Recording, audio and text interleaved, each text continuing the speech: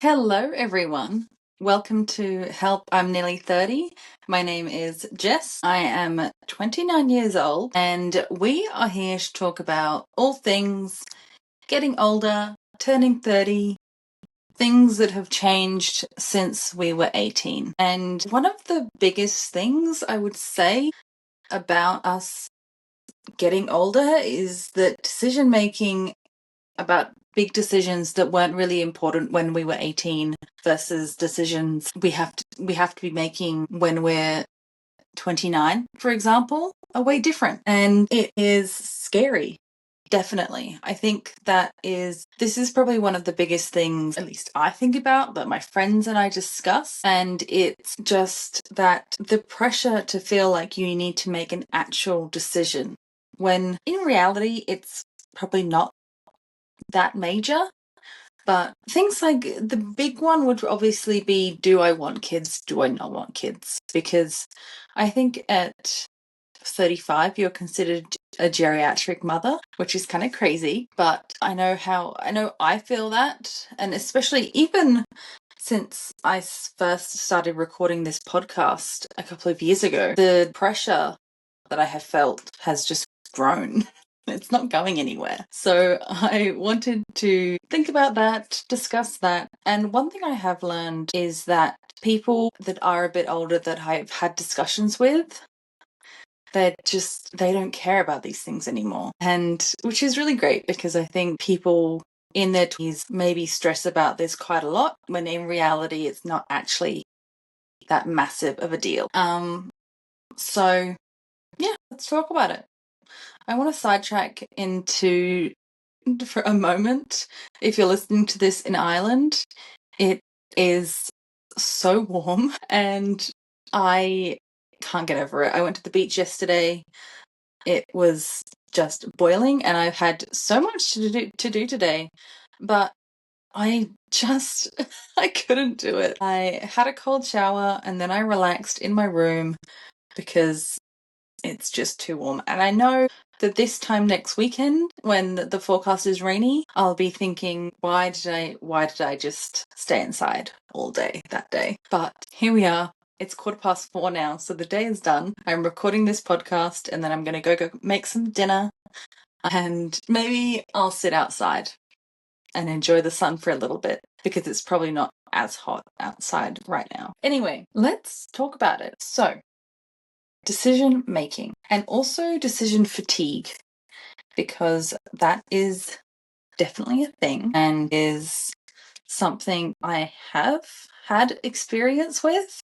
And yeah, so I'm on the American Medical Association's website, and there is an article saying what doctors wish patients knew about decision fatigue, and it is talking to Dr. Lisa McLean, a psychiatrist at Henry Ford Health. She defines decision fatigue as the idea that after making many decisions, your ability to make more decisions over the course of a day becomes worse. The more decisions you have to make, the more fatigue you develop, and the more difficult making decisions has become. So that is day-to-day decision making, which we'll touch on first before coming to the big ones, such as deciding whether or not you should reproduce. But it's happened a couple of times, and I've discussed I have anxiety. It has recently it's gotten a bit better, but I've gotten to the point, and luckily this has been with people I really trust and close friends, that it might be towards the end of the day and I've had such a busy day and someone asks me one more thing and I just freeze up and I say, I cannot make one more decision. I can't do it. And I say, I need you to make this decision, because it's not going to happen. And it's not a great feeling at all, because you are frozen. You cannot make one more decision. My mind goes blank and that's it. That's it for the day. It's similar to when someone asks me a maths problem. And in that sense, I'm not bad at maths per se, but I just think that I'm bad at maths because I've got a psychology degree. I've done sort of 3 semesters of statistics, so I get it. I can do it. But I think I can't. And I don't know if that ties in with decision making because it is a very similar feeling. But from the research that I've done and that we'll discuss it's just a build up of decision making. And I read an article and it was saying that we make thousands and thousands of decisions every day, just itty bitty ones. And maybe if you've just had a really crazy day, it just gets a bit too much. I think speaking about stereotypical gender roles and those scenarios that do happen, that a husband sits on the couch all day and the wife does a lot of the things, many things, it must be exhausting because when you're even, maybe someone is happy to do a lot of the things around this, but especially, hang on, I need to go kill this spider. Okay, I'm back. I think if a woman is doing more in the house than a man, and that means they're making so many more decisions every single day, day in, day out, and they might not realize it, but that has to be exhausting. Being the one that makes all the decisions, I think I would go crazy.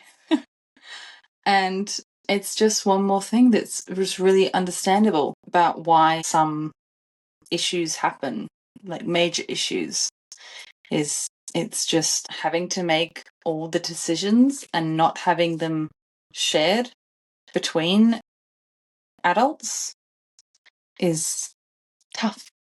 It must be. Dr. McLean says that all the decisions that we do every single day, what we eat, what we wear, what we do with the day, especially on a day off, if you're trying not to waste the weekend, all these decisions can create stress.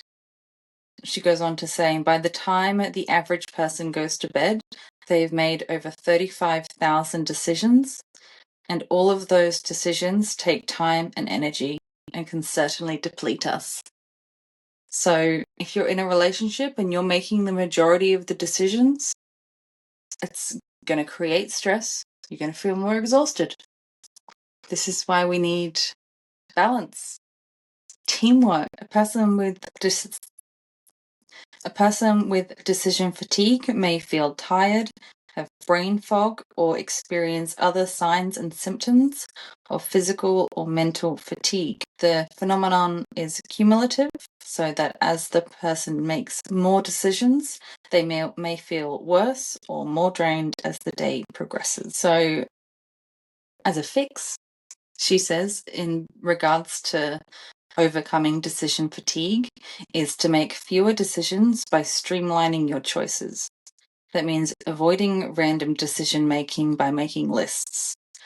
So when you're at the grocery store, if you have a list, you don't have to make all these decisions on what to buy, what to make for dinner, everything like that. You made the list at home in a calm environment so that when you get to the shops, you can just get everything. You don't have to make any decisions and you can leave. So she says that research shows that the best time to make decisions is in the morning, emphasizing that the morning is when we make the most accurate and thoughtful decisions and when we tend to be more cautious and meticulous. We hit a plateau in the afternoon, and by evening, our decisions may be more impulsive. So definitely don't make big decisions when you're tired or hungry. I think that particularly hits home in, when I wake up in the morning, I think of all the things I could make for dinner, and I've got a plan sorted in my head, but by the time the afternoon rolls around, and if I get stuck in a bunch of traffic going home, it's going to be either something I can easily just chuck in the air fryer, or it's going to be a takeout, which is not the best idea for me. But that's what happens. And that's also what the research shows. And I know I'm not the only person who thinks that. Obviously, there's quite a few big decisions that we have to make. And I'm making air quotes because do we? Anyway, there's careers, there's where to live, there's how to live, there's, a whole bunch of things, including whether or not you want to have children. That is the one I've decided to focus on because it turns out there's a lot of research on it and there's a lot of people talking about it. And honestly, for me in particular, some of the other things, like where to live, is something that I have no idea. The trouble with moving so much, so many different countries, is that I know I can make it work in any country in the world. I've lived in Canada, I've lived in Australia, England, now I'm living in Ireland, and yeah, I know I can do it. And now it's like, well, now you have the whole world that you could move to. So where are you going to go? And we're not going to go into that today because we'll be here all day. So it turns out there's a whole Reddit feed of being on the fence, being a fence sitter. And I don't know if it's to parent or not to parent. That is the question, is what it says up the top. So let's have a read. So this post is by dry_bumblebee 5856.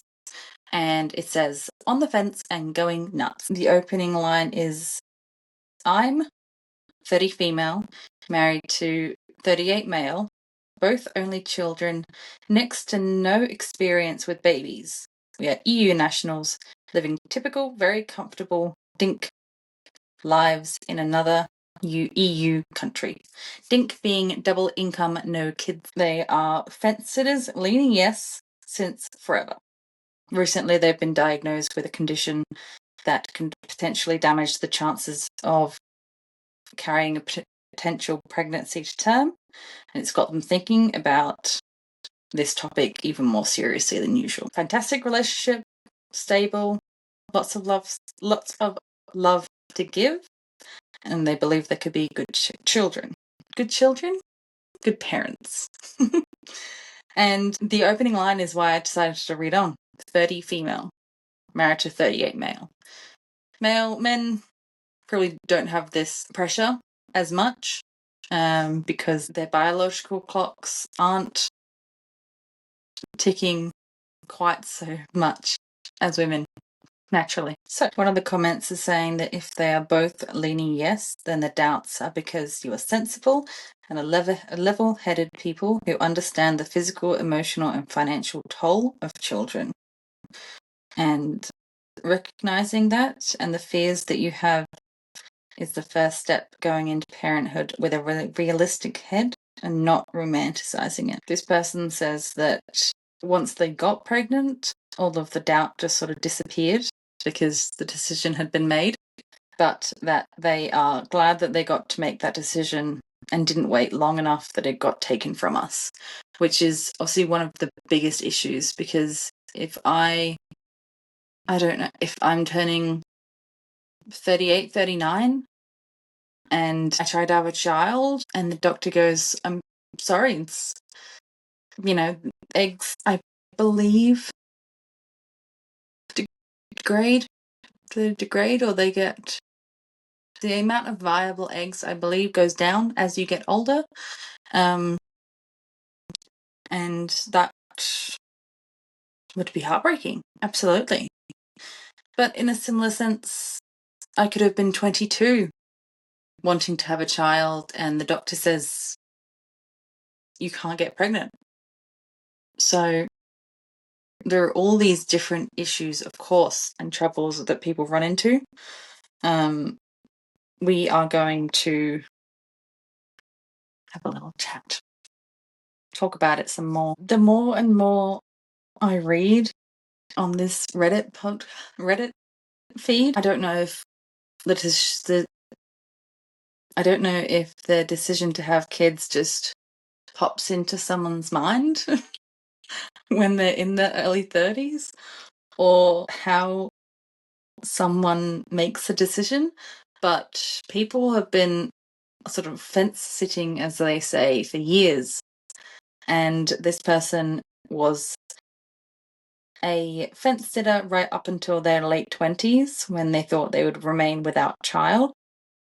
They met their husband around the same time, and they were in the same boat. She was terrified of childbirth, postpartum body, how it would affect their children.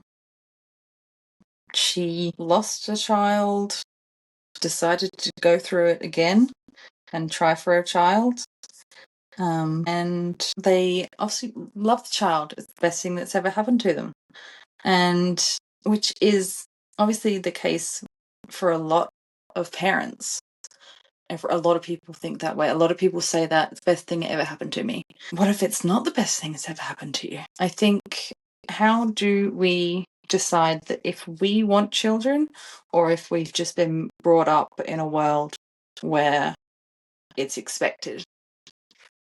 And how do you give yourself a bit of leeway, I guess, about that, about these massive decisions? I think, from what I've been told, as you get a bit older, you stop caring as much, and you stop caring about what others think. I hope that's certainly the case for me. And yeah, I think I definitely have found that in my own personal circumstances, that I've stopped caring. I don't care about what people think of me. I do this podcast, and I say, well, I don't really mind if people listen to it, if people don't listen to it. I enjoy creating them. I enjoy creating little posts and videos about them, and it's good to think about. I'm not in therapy currently, but researching these things and just doing this helps. So I think, personally, I do want children, ? Because I'm happy. I am happy in myself. I'm happy spending time by myself. I guess I am a fence sitter because I could be happy either way, I think. And especially, my dreams of getting a camper van and driving around Europe, working from home, working from a van for years and years and years, seems great. Seems like a great deal. And then you realize you can't really do that forever if you have a child. But in the same sentence, I think I do want a child, but I'm not letting myself be pressured into finding a father for said child, because I'm sure I've said this before. I'm sure I said it in the baby episode. There are plenty of single mothers doing it themselves out there, and whereas obviously it's not the ideal situation, it is possible. And so I'm not going to let not having a father, I won't let that prevent myself from having a child if I get to the stage where I do want a child and that hasn't happened for me, because that is something that I would regret. Absolutely. So back to decision making. Did we find a solution? This podcast isn't about finding solutions. It's about sharing others' perspectives on certain topics and just putting the conversation out there. Even if one person listens to this, I don't mind. I think, in terms of the major decision making, you should probably go see a professional. Just whether it's couples counseling to decide if you do want children or not, whether it's counseling just if you want to make a major life decision and you're having real trouble with that, and if maybe it's a career issue and you have to actually make a decision whether you want that promotion, whether you want to accept that new job, a session with a psychologist or a counselor would be beneficial. In terms of the smaller day-to-day decisions, to avoiding decision fatigue is making lists, stop second guessing yourself, developing daily routines, definitely. Monday to Friday, set your wake up time and stick to it. If you're debating whether to work out, just make a plan. My gym days are Tuesday, Thursday, Saturday or Sunday. That's it. I don't need to worry about it. Those are the days I go. That's how I do it. That's what I stick to. If you like cereal, eat it every day to minimize the decisions of what to eat for breakfast. I know someone who has a dinner plan. I wish I was organized enough to have a dinner plan. It's something that would be helpful because the decision of what to have for dinner is mine. So right now it's 4:45 p.m. and after this I've got to decide what to have for dinner and then go cook it. Who knows? I don't know what I'm going to have. But I think those few things are beneficial to stop us having such major issues at the end of the day sometimes. And Dr. McLean finishes off by saying that if nothing's helping, if the things that you've put in place aren't helping, is to go see a doctor. Maybe you've got burnout, maybe something more is happening and that they would help. So, an interesting episode, one that we've all had issues with. Absolutely. I'm not the only one. And it's, who knows? Who knows? What did we learn today? We learned that fence sitting is a whole Reddit post, subreddit, whatever, to itself. And there are many, many people going through the same things. I'm sure if I was to go looking, there would be another one for your career, another one where to live, how to live. Do you want a house or do you want a tiny home? These are the sort of things you have to, how to live is a major one. And yeah. So if you liked this episode, if it got you thinking, if it helped in any way, then like, comment, subscribe. You can, my Instagram, help I'm nearly 30. Same on TikTok. I'm on YouTube. I posted last week's episode on YouTube. I will post this episode on YouTube. And if you have been on the fence, if you are a former fence sitter, comment, tell us about it. Tell us, did you have an epiphany or how did this come about? And if you have children, I'm sure it was a great decision. Everyone says it is. If you are in your 30s, 40s, 50s, 60s, 70s, 80s, do you have any wisdom to impart? I would love to hear it. You can comment on this episode and we'll see you later.